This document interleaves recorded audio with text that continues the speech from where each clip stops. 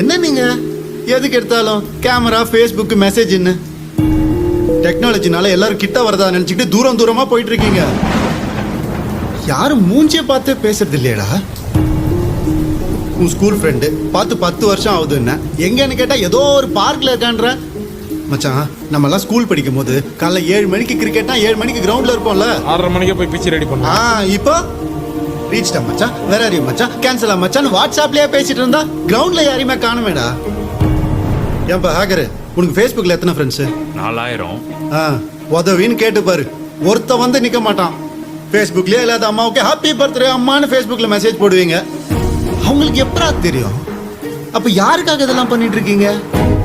ஏதோ ஒரு பொண்ணு யாருன்னே தெரியாது, அவ கூட மணிக்கணக்கா சாட் பண்ணிட்டு இருப்பா ஃபேஸ்புக்ல. ஆனா அவளை போய் நேர்ல பார்த்து பேசினா அல்ல உனக்கு. ஏன்? ஏன்னா அது ரியாலிட்டி. எல்லாரும் ரியாலிட்டியை பார்த்து பயப்பட ஆரம்பிச்சிட்டீங்க. உண்மையான ஃப்ரெண்ட்ஸ், உண்மையான சந்தோஷம், உண்மையான ஆறுதல், உண்மையான பர்த்டே விஷனா என்னன்னு கூட தெரியாம வாழ்ந்துட்டு இருக்கீங்களே. சார், உங்க ஒய்ஃபோட ஃபோன் நம்பர் ஃபோனை பார்க்காம உங்களால சொல்ல முடியுமா சார்?